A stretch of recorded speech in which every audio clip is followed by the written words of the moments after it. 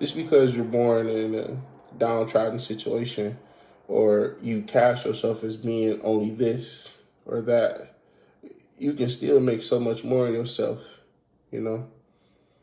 Really. Just because your people's wasn't shit.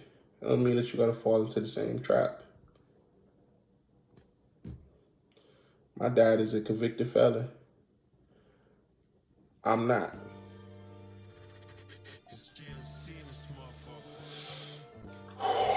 Okay, welcome to Lear Radio.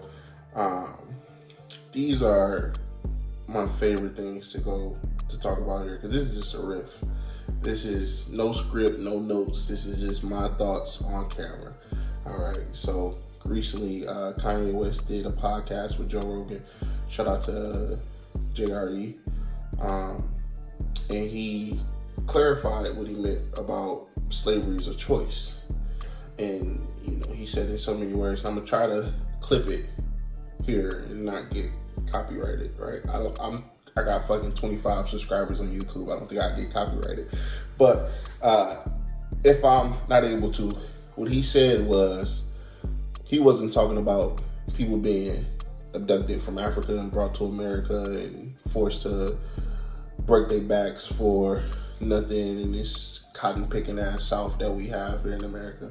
He was talking about today. He spoke specifically about himself and his contracts and so on and so forth. And that message there, I don't know how many people are going to get that message, but I want to say this because I'm not scared to say it. I think that this modern slavery of the mind is somewhat of a choice. I'm going to make a multi-fold argument, or at least attempt to, rather. I personally feel that everybody has a choice in what path that they choose in life. If they succumb to their environment, it's on you, in my opinion. I didn't grow up, and this is me personally, right? I didn't grow up with a father figure in my household every day. I grew up with a really strong mom, as we all did, and 4 siblings. I'm the oldest out of 5, and I'm number 1. Right, so 4 others, plus my grandma, plus whoever else is happened to be at the house at the time. And I made the best of my situation to get to where I'm at this point in my life, to where I'm still breathing and I'm gaining education to attempt to make a large amount of money one day, or help the world politically. One of the two, whichever one works out better. So in that, I've never been one to believe that neighborhoods define you in a negative light. Though I sympathize with it. I get where some people didn't grow up with the right parents. And I'll just go on a quick little tangent here. I'm so pro-choice because of the simple fact because I believe that you have to give kids a chance to come into as they enter this world. I think that there's a lot of people who have babies who bring the kid doesn't have a fucking chance, lack of a better term there, excuse me. Like, you're bringing a kid into this world, you have nothing. The father doesn't want to be there, the father doesn't have anything, and so many other factors that just don't lend to a positive person in society. That's just my own personal opinion, and I know there may be people that disagree with that. But back to the main issue at hand, I do think that your environment plays a role in how you're made, your culture, music selection, closure, so on and so forth. But when it comes to everybody is deviating to this side, which may not be positive for me. So I have to do it because this is where I'm from. I'm from the zone, so I gotta be this, that, and the third. I just disagree with that whole notion. I think that is one of the biggest fallacies told to black men by black men to project why you still in this fucking situation that you find yourself born into. And this is my big thing here. The big point that I always make is, when is it going to stop? Right? And this is the slavery of the mind to me. So we went through slavery, went through the Great Migration, everybody came to the North, went through Reconstruction, Jim Crow, so on and so forth. All these historical facts that black people have had to endure and made it out of, for lack of a better term there. But when is the bullshit gonna stop in our society? And we could talk about zoning. I wrote a 35-page paper on zoning and the implications of disallowing houses and how that translates to wealth and so on and so forth. And all that is a factor, right? But let's look at Detroit. We're gonna always look at Detroit. Let's look at Detroit. Kanye Young got elected. The riots happened in '67. Kanye Young got elected '70. On Joe Rogan, he tells Jamie to pull it up. So I'm gonna pull it up. I don't have a Jamie.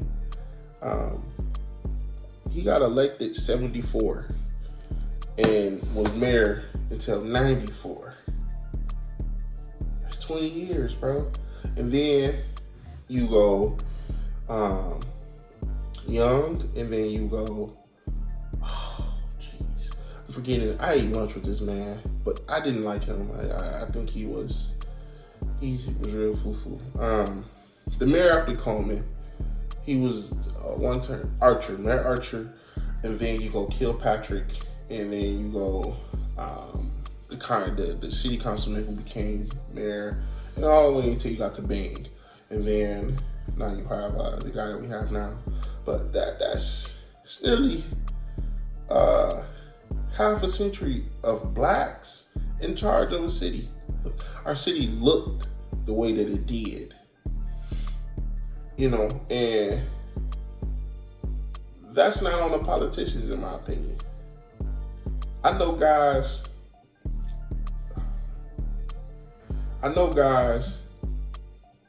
who won't even go and cut their mom's grass. I argue with everybody when I'm home. Stop littering. Just something as simple as littering to make our community look bad. And I know I'm riffing. I'm getting off of the main thing. But anyway, listen.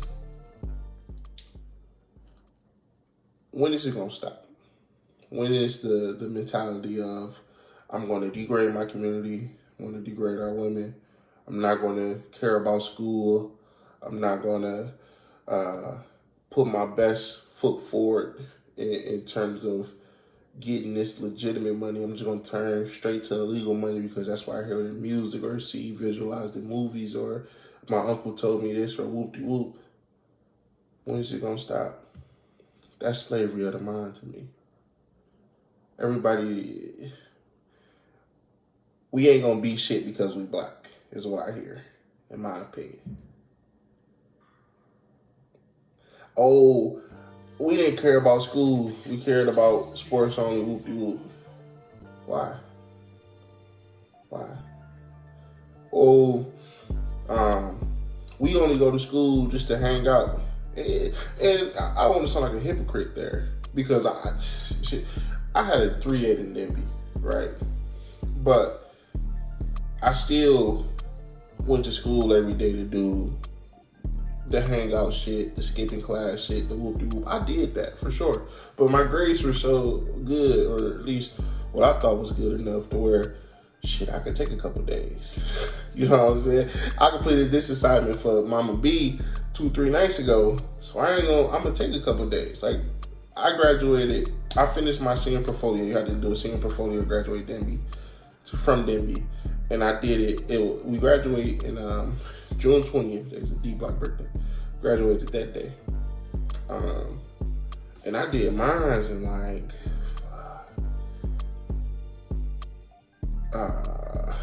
mid-April, yeah. And that was the whole senior year leading up to that. So after that, I didn't have to go to school anymore. So I got a job. I didn't go to school. And so yeah, you look back at my attendance record, it's not the best, right? That's what I'm saying. I don't want to be a hypocrite. But let's go to undergrad. When I got to undergrad, I was playing ball. I was too short for the state. So I went to Adrian reluctantly. I got to get into that story. As I, see this podcast doing more, I'm going to tell more about my life. My mom forced me to go to Adrian. the story about it is that she wouldn't sign my FAFSA unless I went to Adrian. And I was 16, so I couldn't file independent or nothing. So I had to just do it. I wanted to go to Alabama State after Michigan State fizzled out and just be in the HBCU and hopefully pledge or something like that. So she pushed me there, and because she still wanted me to play ball. I mean, my mom, I put all those years of my life into football. She did as well. She was every practice, every game, you know. So she wanted to see me follow it out. But as I got to Adrian and realized that this system was shit, the program was dog shit, I was like, nah. I miss Blank. I miss Mo. I can't do it. I can't do it, you know. Just the way that the structure was. And I'm a very structured person to a degree. So I was like, I'm just going straight academics. Just academics only. And I finished undergrad with a 3.0 with my 2 degrees. But I know a bunch of guys who got to Adrian, realized that the program was dog shit, and just stopped going to class. Like, why? It was white dudes who realized that the program was dog shit, but they still graduated and finished it out. You know, and not to compare white-black here, but that's the slavery of the mind moment. I can't have my sports, so I ain't gonna go, I'm gonna just stop. I don't give a fuck no more. I ain't gonna better myself anymore. Shit like that. And I could keep going and on and on and on. I'm at the 10-minute mark. I'm gonna cut it off here. But I think it's important to listen to what he said when it comes to slavery of the mind. Just because you're born in a downtrodden situation, or you cast yourself as being only this or that, you can still make so much more of yourself, you know? Really. Just because your people's wasn't shit, I don't mean that you gotta fall into the same trap. My dad is a convicted felon. I'm not.